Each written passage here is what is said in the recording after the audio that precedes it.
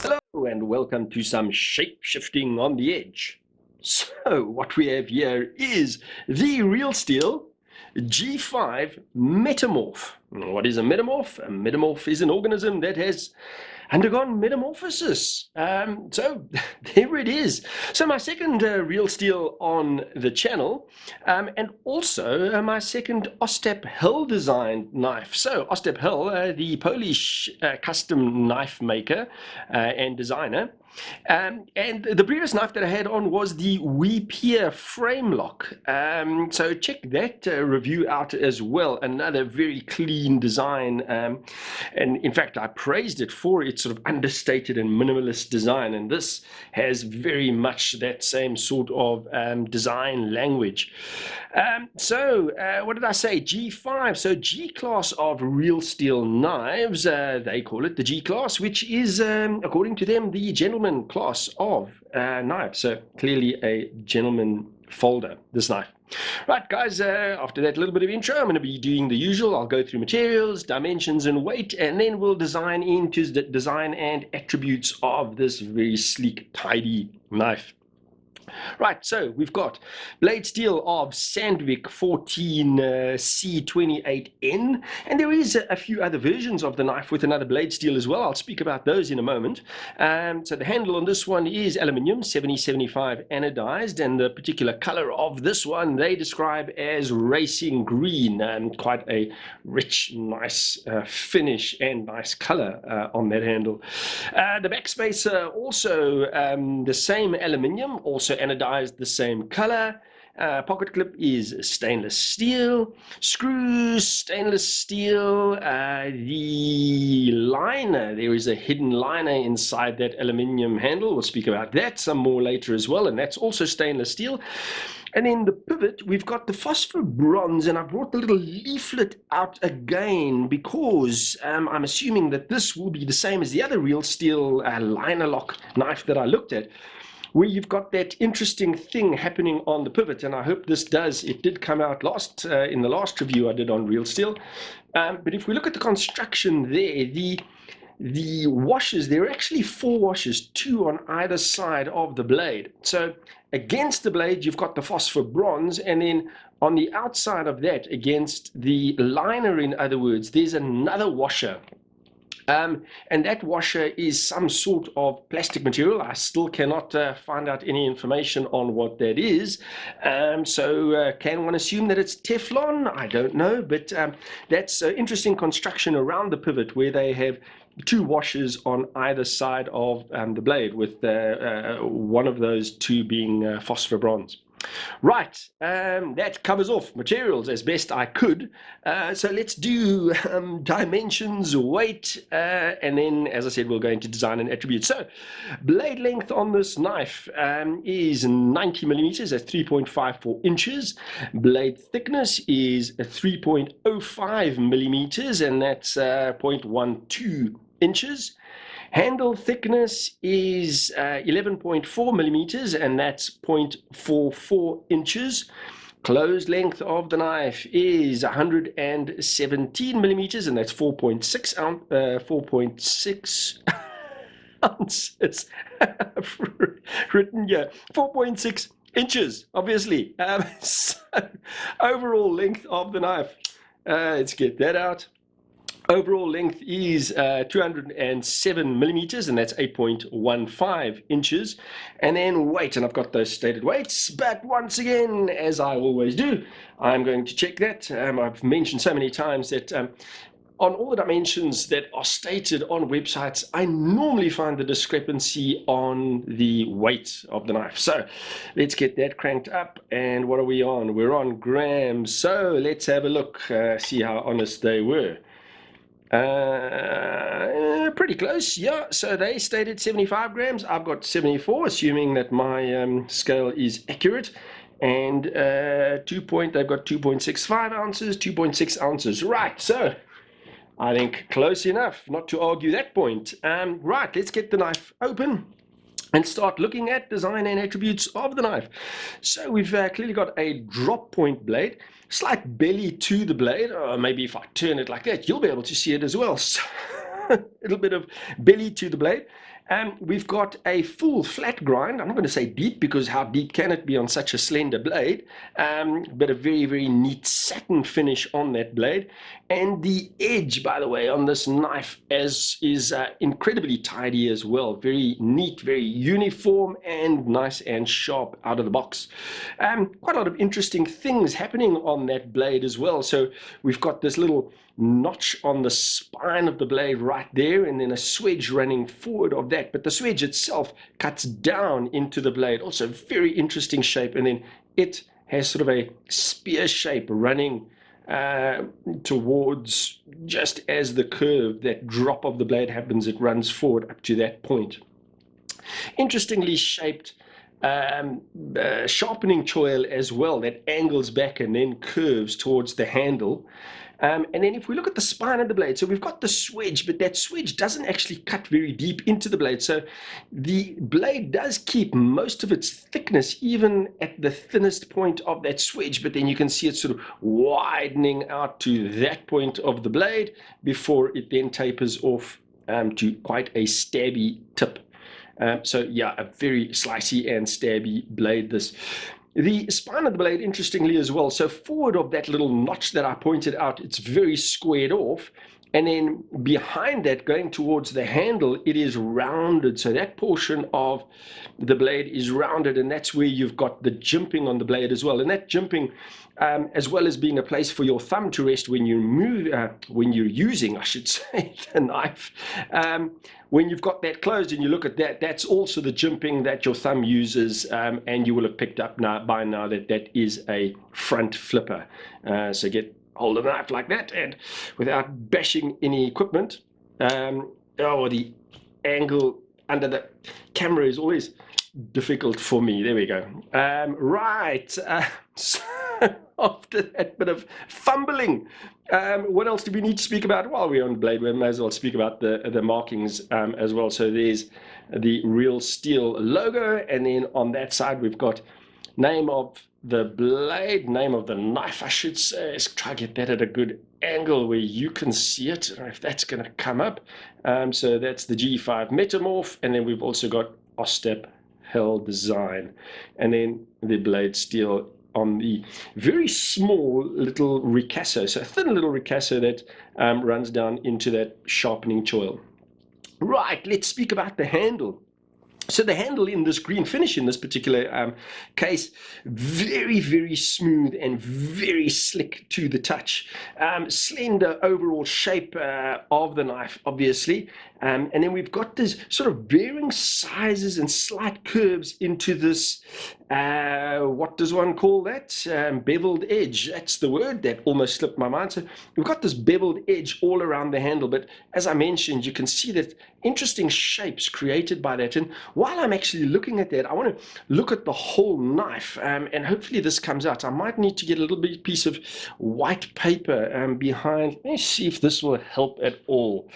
Let's pull that in and see if that will help show what I want to show you. So we've got this little notch in the blade over there, but then you've got the notch that's created by your sharpening choil. But if you look at the knife top down as well, around the little liner lock where you release the liner lock, you can see that that handle is cut back there, but the little thumb portion of that liner lock where you disengage the lock is also slightly angled back. So when you look at the knife in profile, you get these series of little notches that actually balance each other out quite beautifully. So you get, there's a notch, there's the notch, there's one, and then you've got the other one that is on the spine of the blade, and that is just incredibly neatly done. As well, if you look at this beveled edge on the back of the handle where this cutout is, and you see how that kind of balances out that swedge on the knife as well. So there's just these little elements that create this, when you look at the knife more carefully, that create this interest in what is at first glance a very, very plain looking knife, but then you see these little details that add quite a bit of interest to the overall shape of the knife. Right, let's get the piece of paper out the way and carry on speaking about the rest of the handle. You can see that the handle has a little bit of a point towards the back of it as well, and that also just creates this beautiful balance in the overall profile, the overall shape of the knife. Around the pivot, we've got a little bit of cut out on the aluminium there as well, and that's actually very similar to that other Ostap Hel design knife that I looked at, that WePeer frame lock. Had a similar thing happening around the pivot. In that case, it was on the front and the back where the what is that called, pocket clip was attached. Right, what else on the knife do I need to look at? So let me show you in hand. That's what the knife looks like. So although it is that gentleman's folder, this one quite long, easy enough to get my hands on there, and bigger mittens are going to fit on this quite comfortably as well. Not really a forward finger twirl, but I guess you can choke up on the blade if you are careful. But the knife very comfortable in hand and no hot spots whatsoever, clearly with that beveling and the very narrow shape of the whole knife. Right, let's have a look at the pocket clip. So pocket clip is, as you can see, tip up carry. It is not reversible, but an elegant little pocket clip. Not the most generous space in the back of there, to be honest. What's better, if I show it like that or like that? But yeah, and not incredibly deep carry either. You can see that that is as deep as this will go in your pocket, so you're going to get the back of the knife sticking out a little bit. The pocket clip is countersunk into the handle, and then you've got the two little torque screws that are holding that on as well. One thing I didn't mention while we were looking at the handle is just that back spacer as well. So a long back spacer in the back of the knife, nice little bit of shaping to it as well, you can see there, and that runs right through the knife. Let's see if you're going to see that with the knife closed. You might be able to, but those little cutouts on the back spacer do add a little bit of interest. And then the back spacer, the spine of the back spacer as well, is also, if I maybe get it at that angle, you might be able to see it, is also rounded. So really, really beautifully done.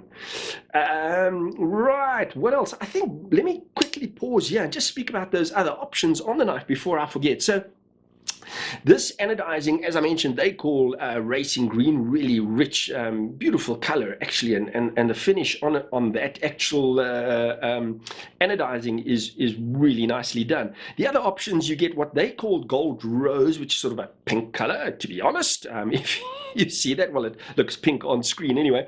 Then you get two blues. You get an intense blue and a navy blue, and then you get a gray color as well. Then I see there's also a Mark II version of this. So there's another version of this knife. This one is still available, but there's another version of this where they've made a couple of changes to it, and I can see why. You know, I mentioned that very slick finish to it, and when you get the knife in hand, it sort of feels like the knife could potentially slip out of your hand, especially since it's a front flipper and you've got to, you know, do that whole action. The knife doesn't feel incredibly secure in your hand. It feels like it could slip out.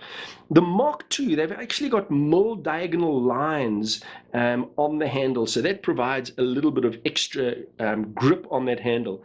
Then there is also, so I mentioned that this is the G5. There's also, I think it's the S5, I think they call it, but there's one with an S35.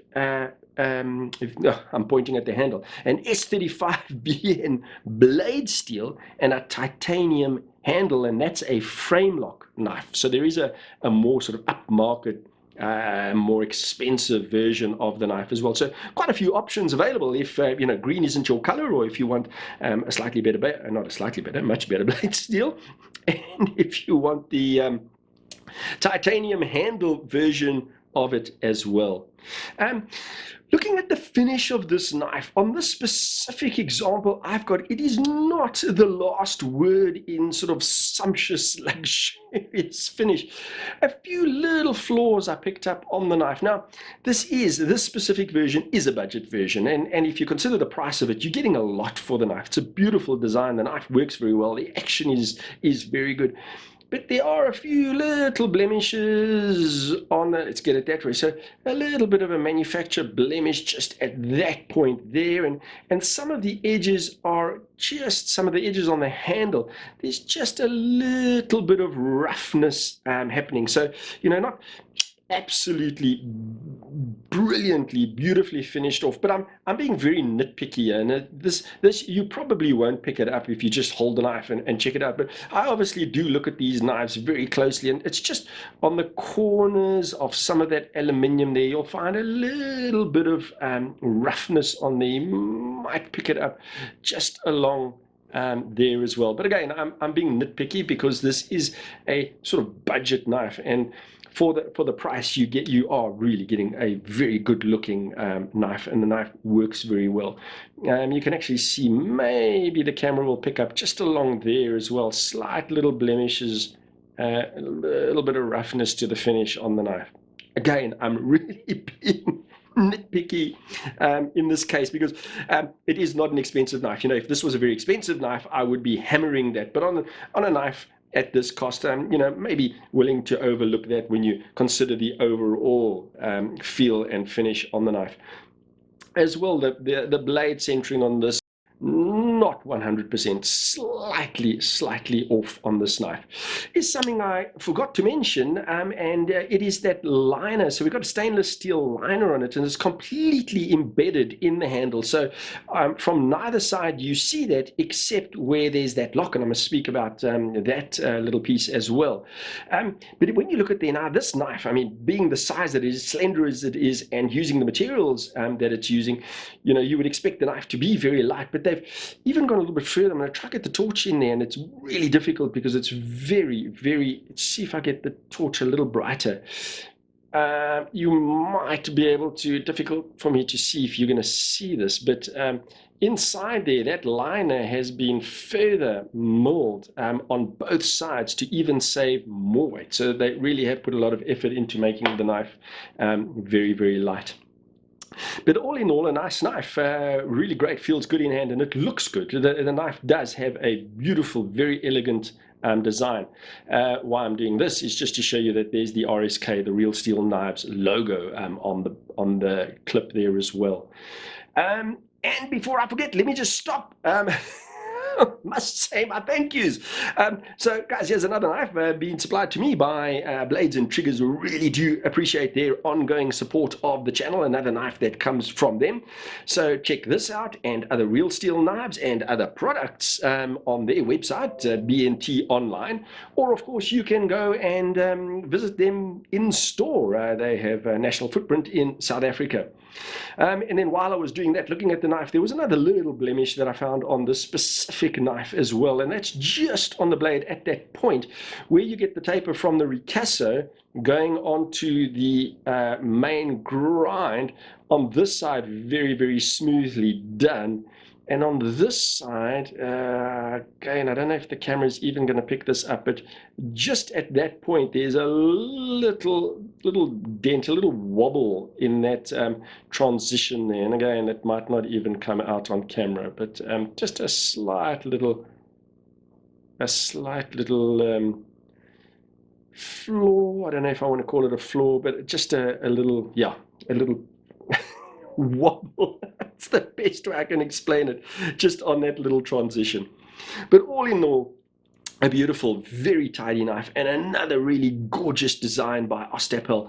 When I was going through the other knife that I reviewed, I picked up these little subtle things that he does in his designs that at first glance it might seem very plain, but as you start looking at the little facets and the little notches and how little balance is created, and that's what I did want to speak about, almost forgot.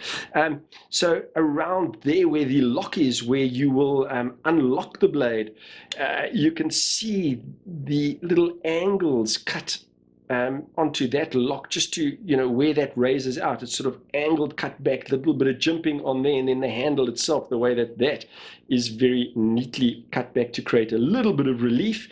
And then when you look at it from the top, further a little bit of relief created by just pulling that handle back a little bit there to give you plenty space to get to that lock. But as well as it being practical, it just adds these little design elements. I spoke about those little notches just now, but gorgeous, elegant little knife this, and really a superb little gentleman's carry, especially when you consider the price of this knife. Guys, right, I think again I've waffled on and on before finish up, what I still have left to do is size comparison. So I'm going to start with this knife that I never ever did review, but I do always use it for size comparisons. Another little gentleman's folder, and this is the Kaiser Apis, beautiful little knife. And there we go, and give you a sense of those two in terms of size. Right, get that out the way. The other knife that I always bring out when I'm looking at a long, slender knife is this, the Wee Array, a knife that I really do like. And quite surprisingly, because the Wee Array is a very long knife, those are not too dissimilar in total lengths. I wonder if I flip it this way, the perspective always alters it a little bit, but no, they are very, very similar length knives. So that's the Wee Array. Right, let's get that out the way. And then use the knives that I usually do use for size comparisons, the newbie in my size comparisons, another knife that I'm going to be doing a review on very soon. And this is the Spyderco PM3, so the smaller version. I think a lot of people know that knife, give you a sense of that for size.